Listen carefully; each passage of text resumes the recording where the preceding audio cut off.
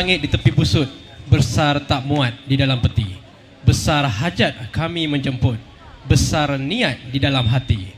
Hadirin sekalian, masa yang dinantikan telah tiba, dan dengan ini majlis mempersilakan Yang Berhormat Saudara Rafizi Ramli, Menteri Ekonomi, untuk menyampaikan ucapan dan seterusnya melancarkan inisiatif pendapatan rakyat IPR. Dengan segala hormatnya, majlis mempersilakan. Assalamualaikum warahmatullahi wabarakatuh.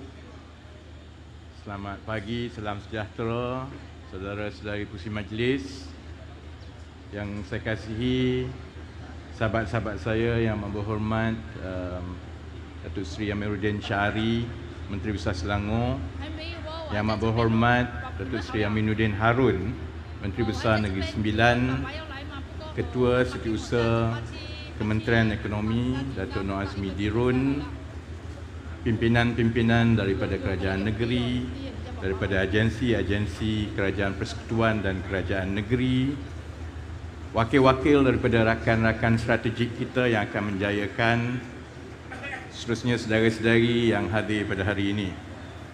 Saya tengok jam, dia tak boleh lebih daripada 25 minit sebab kita berada di sebelah LRT. Kalau lama-lama orang ambil LRT balik rumah. Pada hari ini, alhamdulillah, saya ucapkan terima kasih terutamanya kepada Kementerian Ekonomi yang dalam tempoh yang singkat sebenarnya, lebih kurang 1 bulan lebih, berjaya kita percepatkan pelancaran dan juga pelaksanaan satu inisiatif yang kita panggil inisiatif pendapatan rakyat, yang khususnya ialah kepada golongan miskin tegar dan juga kepada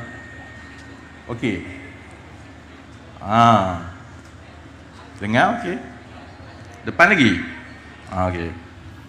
yang khususnya disasarkan kepada golongan miskin tegar dan juga golongan berpendapatan B40.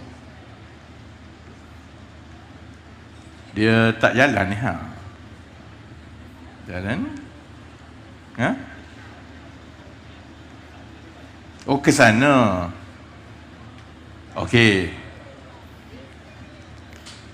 Kita nak kena balik. Dia ada, sebab dia interference jauh ni. Dia yang kat depan tu, dia interference.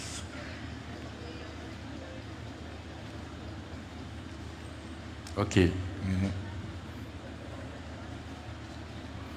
Ini nama dia selingan. Okey. Ini keadaan yang kita ada dalam negara kita. Kita ada setakat 31 Disember 2022, kita ada 126,372 isi rumah yang dikategorikan sebagai miskin tegar. Ramai yang mungkin kurang faham ataupun kurang arif bagaimana kita menentukan keluarga miskin tegar dalam sistem kerajaan kita. Mereka ini adalah yang dibawa ke pejabat daerah, kemudian disahkan oleh kerajaan tempatan dan juga pejabat daerah, kemudian mereka akan masuk dalam satu pangkalan data yang dipanggil e-Kasih. Jadi dari semasa ke semasa, mereka yang berada di dalam senarai e-Kasih ini dikategorikan sebagai miskin tegar, yang pendapatannya adalah sekitar RM1,900 ke bawah setiap bulan, mengikut garis kemiskinan miskin tegar kebangsaan. Pada masa yang sama, kita juga ada 2.91 juta isi rumah dalam kategori B40. Dan yang di bawah B40 ni, kadang-kadang mereka pun dengan mudah boleh jatuh ke dalam miskin tegar juga. Ada yang berada di luar pangkalan data, ada yang memang sudah berada di dalam pangkalan data.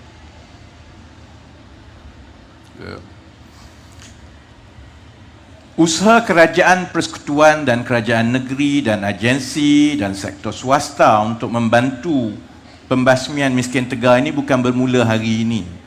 Ini usaha yang telah bermula sejak 60-70 tahun yang lalu. Setiap kerajaan dan pentadbiran akan ada program untuk membasmi miskin tegar.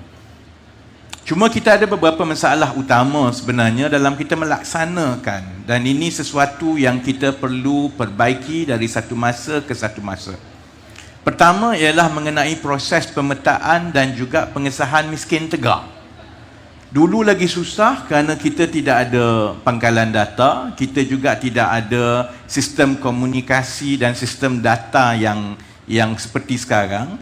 Sebab itu, dia mengambil masa yang panjang untuk pegawai-pegawai kerajaan dan agensi untuk menyemak dan meneliti satu persatu untuk disahkan sebagai miskin tegar. Bila pun dah disahkan, untuk kita bantu, untuk kita padankan pula dengan aktiviti ataupun kegiatan yang boleh menjana pendapatan, itu pun tak mudah. Kerana ada banyak kategori kenapa mereka menjadi miskin tegar. Kadang-kadang sakit, kadang-kadang lokasi itu jauh daripada tempat yang ada kegiatan ekonomi dan sebagainya. Sebab itu, kita ada beberapa masalah pelaksanaan yang saya faham kalau orang ramai rasa kenapa kerajaan tidak boleh membasmi miskin tegar sedangkan ada 126,000 sahaja. Risiko yang paling utama ialah kerana kita kena padankan ini supaya bila mereka mengusahakan sesuatu, perkara itu berkekalan dan berlangsung. Supaya dengan tambahan itu, mereka akan dapat keluar daripada kepompong kemiskinan, dan selepas itu, usaha kerajaan boleh ditumpukan kepada golongan-golongan lain. Sebab itu, kali ini, inisiatif pendapatan rakyat ingin memfokuskan kepada kelangsungan penjanaan pendapatan. Sebab kalau sebelum ini, kerajaan memberikan kelengkapan. Kalau dia nak berniaga, kita bagi dia gerai. Kadang-kadang kita bagi dia mesin. Sementara ada yang berjaya mengusahakan secara berlangsung dan mereka keluar daripada garis kemiskinan tegar. Satu risiko juga ialah selepas 2-3 bulan, oleh kerana cabaran perniagaan yang mereka ada tu, 2-3 bulan, mereka akan, mesin tu dah tak pakai, kelengkapan tu tak pakai, maka mereka kembali kepada keadaan yang sebelum itu.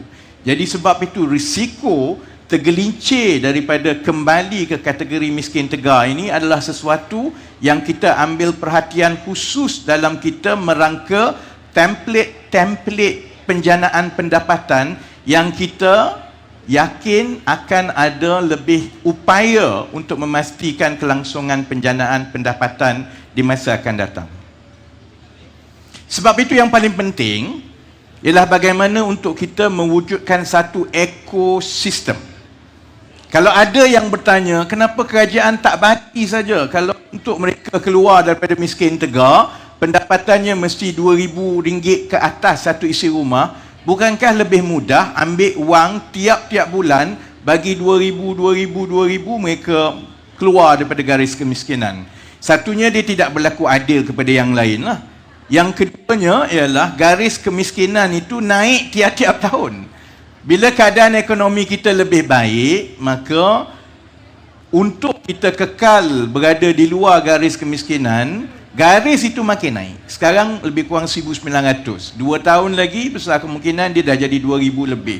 Jadi kalau kita ambil jalan itu tanpa kita menyediakan satu ekosistem yang mampan, yang boleh bagi kelangsungan, maka kita sampai bila-bila tak akan boleh melaksanakan pembasmian miskin tegar.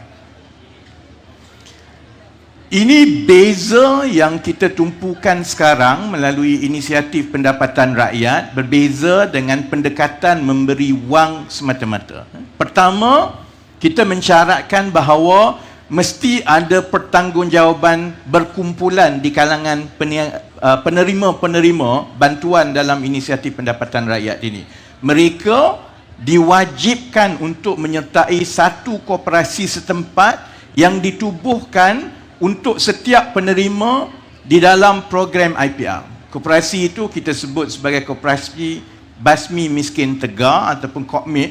KOPMIT ni sebab dia dalam bahasa Inggeris ni maksudnya commit. Dia kena commit kepada usaha, dia kena berpegang kepada usaha menjana pendapatan ini supaya mereka kekal keluar selama-lamanya.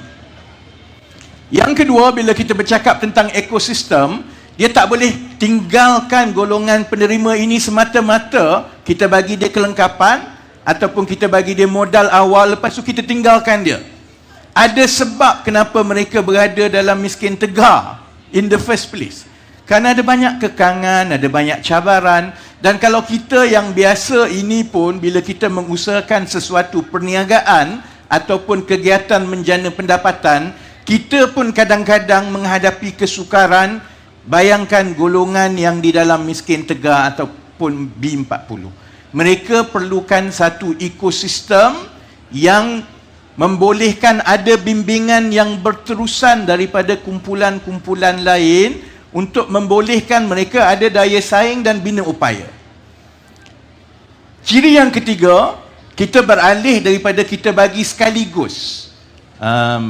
Saya nak berniaga kedai makan, maka saya nak mesin ini, saya nak peti ini, saya nak yang ini.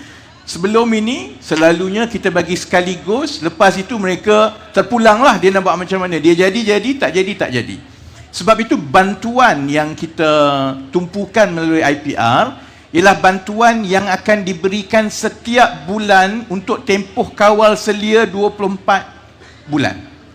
Jumlah keseluruhan bantuan itu sudah tentu adalah sama ataupun lebih sebenarnya daripada yang pernah ditawarkan sebelum ini.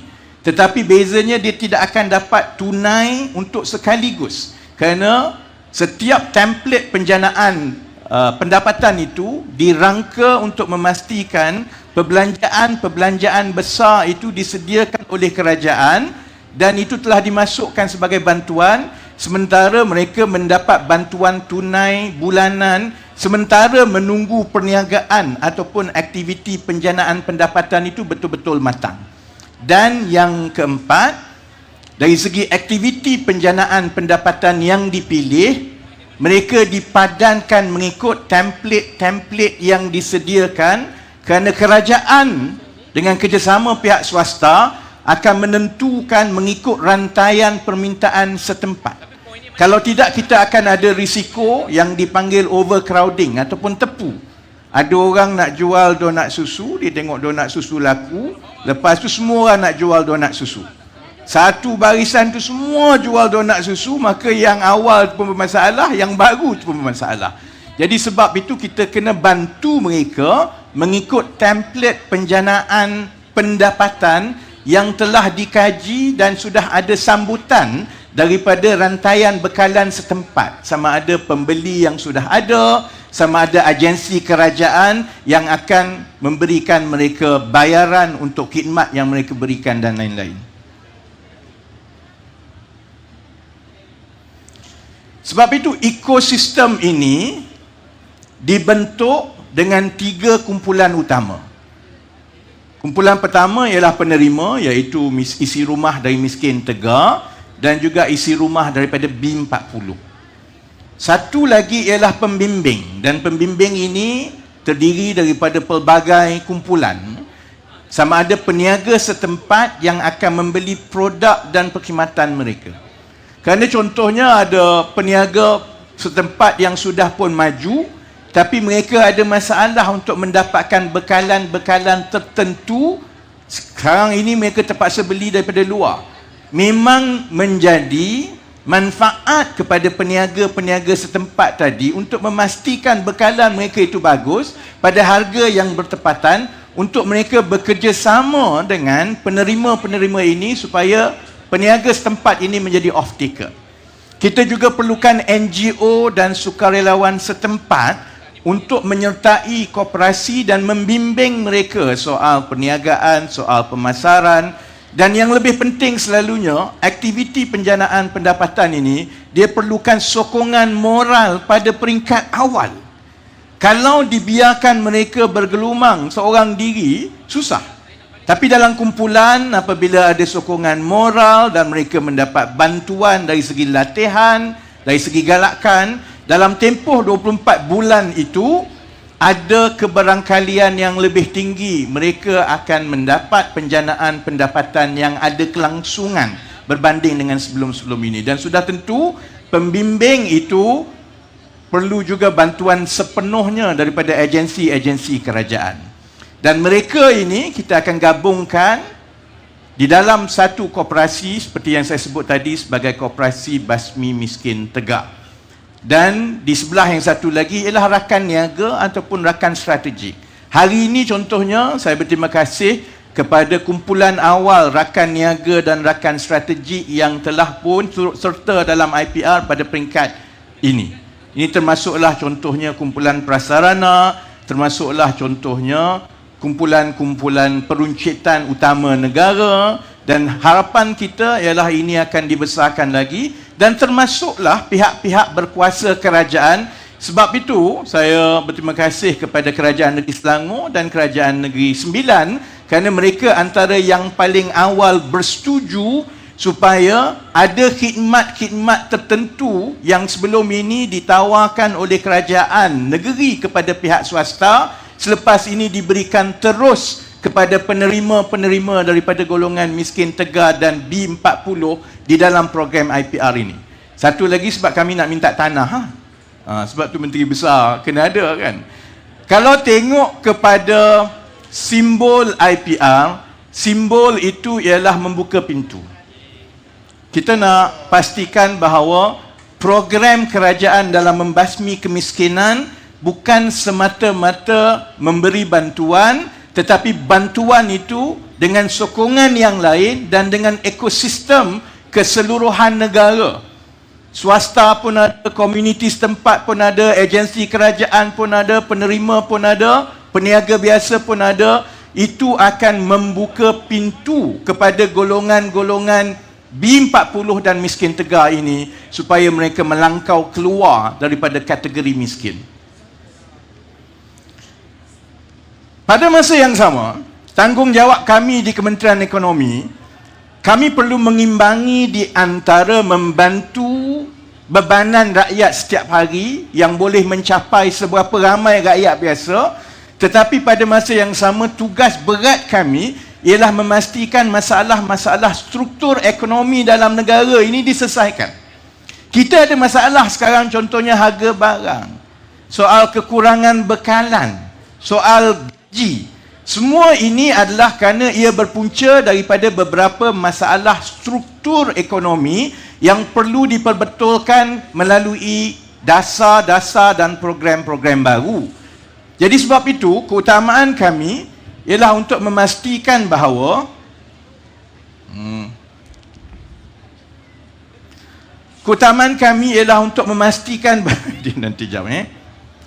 untuk memastikan bahawa setiap kali kita mengusahakan sesuatu program yang melibatkan rakyat yang menyeluruh seperti ini, dia mempunyai serampang dua mata. Pada masa kita membantu rakyat, contohnya melalui IPR, membantu menjana pendapatan rakyat, tetapi pada masa yang sama, kita menyelesaikan masalah struktur-struktur ekonomi supaya masalah itu tidak berulang, baik di kalangan penerima, tetapi juga manfaat itu kepada ekonomi setempat dan ekonomi negara. Ini contoh-contohnya. Kita bermula dengan 3 template. Satu yang dipanggil INTAN, Inisiatif Usahawan Tani. Yang kedua, INSAN, Inisiatif Usahawan Makanan. Yang ketiga dipanggil IHSAN, Inisiatif Operator Perkhidmatan. Kalau kita ambil usahawan tani, masalah ekonomi harian yang dihadapi oleh negara dan rakyat di masyarakat setempat ialah, pertama sebenarnya kekurangan bahan mentah makanan. Kadang-kadang benda tu ada, tapi dari segi rantaian bekalannya kadang-kadang jauh, kadang-kadang kena melalui orang tengah dan sebagainya. Jadi itu menyebabkan lapisan demi lapisan ni harga naik. Pada masa yang sama juga, bila ada masalah global seperti yang berlaku sekarang, dengan segera rakyat dapat merasakan tekanan dari segi keterjaminan makanan setempat. Sebab itu, kita berdepan dengan masalah inflasi sekarang yang sebahagian besarnya adalah berpunca daripada harga barang makanan siap yang lebih mahal daripada sebelumnya. Dan saya faham pandangan dan juga pendirian daripada pengusaha-pengusaha. Mereka merasakan kalau barang mentah tu mahal, macam mana saya nak jual murah? Sementara kita minta supaya sama-sama kita mengusahakan agar harga barang itu tidak naik atau sudah mula turun. Kerajaan juga bertanggungjawab untuk memastikan bekalan bahan mentah setempat itu mencukupi, dan bekalan itu bila mencukupi, persaingan itu akan boleh menurunkan harga. Sebab itu penyelesaian melalui IPR ialah kita berharap kita dapat menambah bekalan setempat, dan pada masa yang sama kita boleh memfokuskan kepada tanaman-tanaman dalam sektor strategik yang banyak bergantung kepada import sekarang, dalam keadaan kita tidak perlukan import. Contohnya lada. Kita sebenarnya tidak perlukan import cili sebenarnya, tapi kita bergantung lebih daripada 60% import cili. Jadi kita berharap walaupun tanaman cili itu nampak macam tak ada isu besar dalam kerangka ekonomi, tetapi dia ada serampang dua mata yang akan boleh membantu dari segi permintaan bekalan tempatan, dan secara makro dia akan membantu negara dari segi keterjaminan makanan supaya kita boleh mengurangkan kebergantungan kepada import cili. Kemudian dari segi usahawan makanan insan, kita ada masalah kerana harga makanan siap tu mahal. Sebab itu dalam 2-3 bulan yang lepas banyak polemik politik mengenai menu rahmah RM5 kan? Kita faham kalau kenapa peniaga merasakan dia nak jual lebih mahal tu, lebih rendah tu payah, sebab dia kena bayar tempat sewa, dia kena bayar elektrik, kemudian dia kena nak dapatkan lesen, gerai pun terhad kerana takkan kita nak bagi gerai satu Malaysia.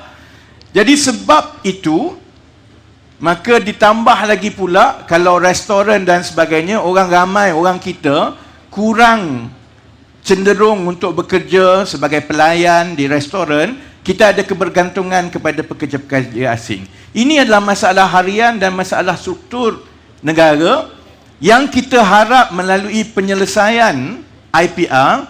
Pertama, kita ingin meyakinkan rakyat untuk makanan-makanan cepat dan juga makanan seperti sarapan tengah hari yang sebenarnya kita tak ada dah nak pergi ke restoran dengan keluarga ramai-ramai. Selalunya makan besar begitu sekali-sekala sahaja. Makan harian ini sepatutnya dia cepat dan dia bagus pada harga yang bertepatan. Sebab itu kita meletakkan template makanan sarapan tengah hari ini pada harga RM2 kerana tak perlu tanggung bayaran sewa tempat, lesen dan sebagainya. Kita memperkenalkan penjualan oleh kumpulan B40 dan Miskin Tegar ini melalui vending machine. Sebab itu kita pilih LRT dahulu kerana bacaan kita ialah ramai orang yang nak pergi di pagi, balik petang, tengah hari, mereka melalui kawasan-kawasan yang tumpuan ramai, dan ini membolehkan mereka take away saja dengan harga RM2. Dan saya dah cuba makanan tu, RM2 tu nilai dia memang bagus, kerana apabila kita dah tak ada kos sewa, kos yang lain-lain itu, nilai makanan RM2 itu harapnya sama dengan nilai makanan di restoran dan di gerai pada harga yang lebih tinggi. Pada masa yang sama, kita berharap dengan peralihan tabiat pengguna yang boleh menerima membeli makanan siap ini yang diusahakan oleh golongan Miskin Tegar dan B40, ini akan mengalih tabiat pembeli kepada menggunakan yang berorientasikan mesin. Kerana itu menyelesaikan dua masalah utama. Pertama, kebergantungan kepada pekerja asing, dan yang kedua, kita perlu percepatkan teknologi IoT dan juga teknologi digital kita dengan lebih banyak peralihan kepada penggunaan mesin-mesin seperti ini. Itu akan membuka lebih banyak peluang pekerjaan dalam sektor itu yang boleh menggaji graduan-graduan kita. Dan yang ketiga, contohnya Iksan sukar untuk kita mencari pekerja tempatan dalam bidang-bidang tertentu seperti 3D, difficult, dirty, satu lagi apa dia no? Dangerous. 3D ni payah, orang tak nak kan. Sebab itu kita ada kebergantungan kepada pekerja asing, dan melalui IPR Seperti perkara ini telah bermula sedikit sebanyak di Selangor pun ada, di Negeri Sembilan pun ada. Kita memastikan bahawa kita membuka penyeliaan infrastruktur awam, tandas awam, dan harapan kita selepas ini kepada pejabat dan lain sebagainya, kepada penerima-penerima daripada golongan B40 dan juga miskin tegak ini, kerana selain daripada kita mengatasi kebergantungan kepada pekerja asing itu, kita akan dapat mengubah persepsi rakyat supaya perkara ini secara perlahan-lahan membantu kita beralih daripada keadaan ekonomi sekarang.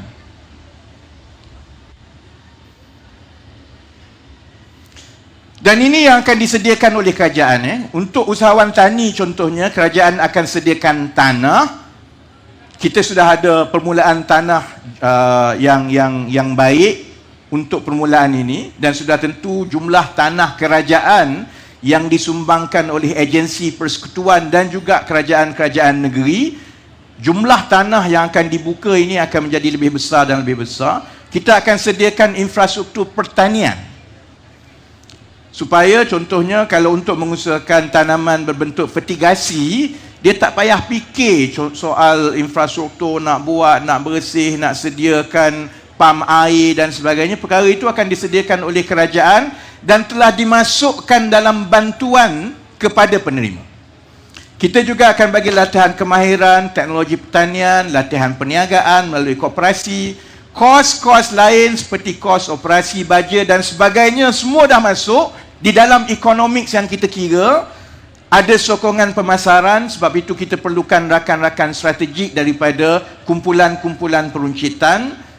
Sementara menunggu tanaman itu mendatangkan hasil, kerana ada yang dalam 5 bulan, ada yang dalam 6 bulan setiap kitaran, kerajaan akan bagi allowance untuk memastikan mereka mendapat allowance tunai sambil mengusahakan pertanian mereka. Dan akhirnya jika ini berjaya dalam tempoh akan datang, oleh kerana mereka digolongkan di dalam koperasi, maka mereka akan mula mendapat menjana pendapatan melalui koperasi. Dan harapan kita, koperasi itu boleh berkembang dan mula menggerakkan ekonomi setempat, kerana kita sudah mula ada economies of scale ataupun skala ekonomi setempat.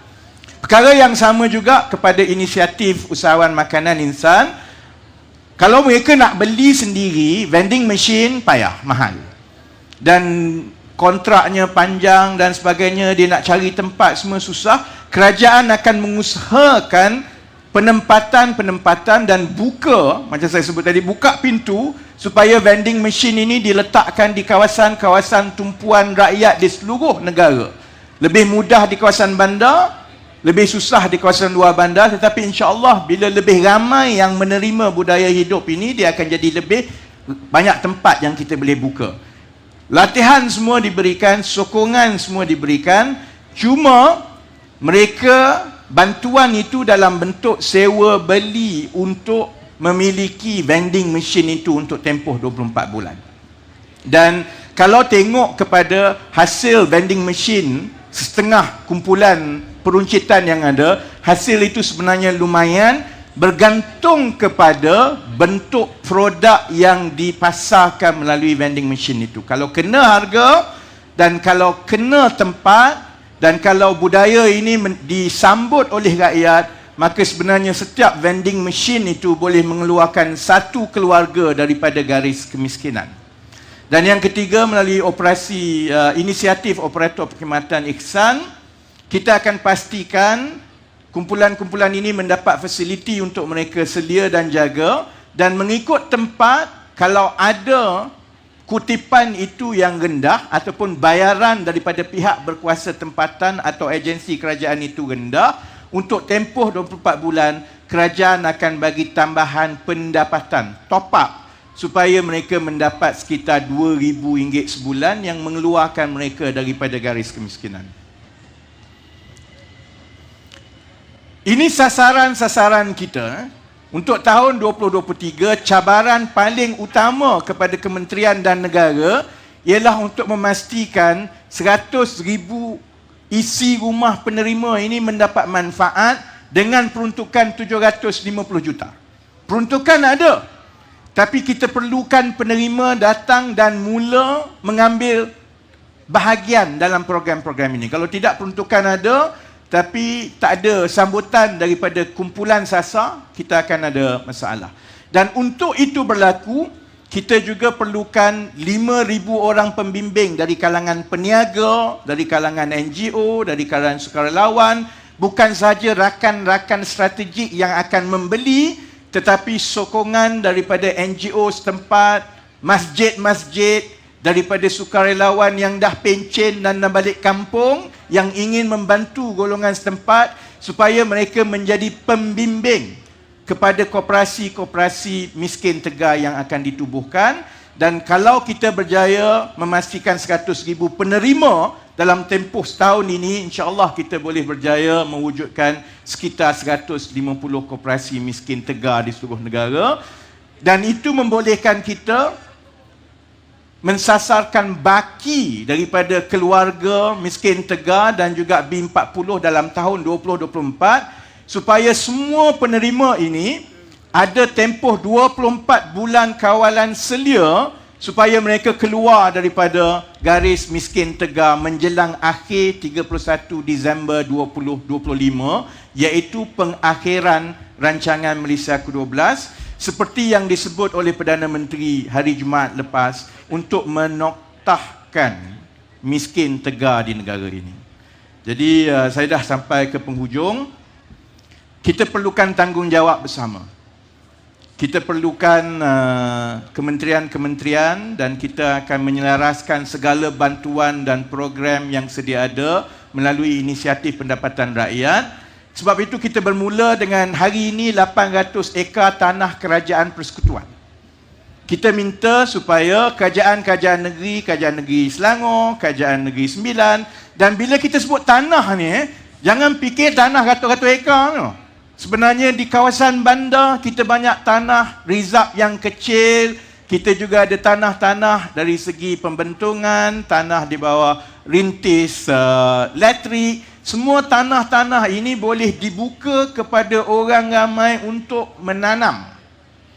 Dan kalau ekosistem ini berjaya, harapan kita dia betul-betul boleh membantu dari bulan ke bulan menurunkan harga, kerana kita mengatasi masalah perbekalan setempat.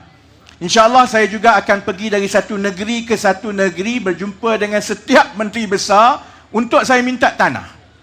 Kerana bila kita buka pada hari ini, kita jangka akan ramai pemohon daripada seluruh negara yang nak mengusahakan tanah. Sebab itu menjadi tanggungjawab saya dan kementerian saya untuk memastikan kita menyelaraskan perkara ini supaya peluang untuk menyertai ini dibuka seluas-luasnya kepada kumpulan SASA di seluruh negara. Kita perlukan golongan peniaga, profesional dan sukarelawan untuk menyertai sebagai pembimbing. Kita tak boleh biarkan kumpulan daripada B40 dan miskin tegar ini terkapai-kapai sendiri untuk mereka keluar daripada garis kemiskinan. Dan usaha ini memang dah ada dalam sistem masyarakat kita. Ada yang membantu melalui NGO, lembaga zakat masing-masing membantu. Ada di kawasan-kawasan yang qariah masjid mereka begitu aktif membantu. Ada pesara kerajaan. Saya tahu ada satu kumpulan pegawai-pegawai atasan kerajaan yang mereka bersara, mereka mengusahakan perkara ini. Mereka mencari tanah, cari orang, kemudian mereka membantu, mereka mencari peniaga. Jadi kita perlukan seberapa ramai rakyat biasa untuk menyertainya melalui koperasi supaya mereka ada kumpulan sokongan dalam tempoh 24 bulan ini. Sudah tentu kita perlukan sektor awam yang nak buka ni kepada dari segi penyelenggaraan kemudahan, dari segi untuk kita tempatkan vending machine. Kita perlukan golongan swasta, terutamanya peniaga, untuk membeli daripada mereka yang mengusahakan Intan, Ihsan dan juga Insan. Dan kita juga perlukan orang ramai untuk memberi sambutan kepada perkara-perkara ini, supaya kita berjaya mengalih tabiat membeli kita dan pada masa yang sama kita membantu golongan SASA. Dan insya-Allah kita juga yang penting memerlukan sokongan orang ramai di seluruh negara untuk melihat di sekeliling kawasan kita.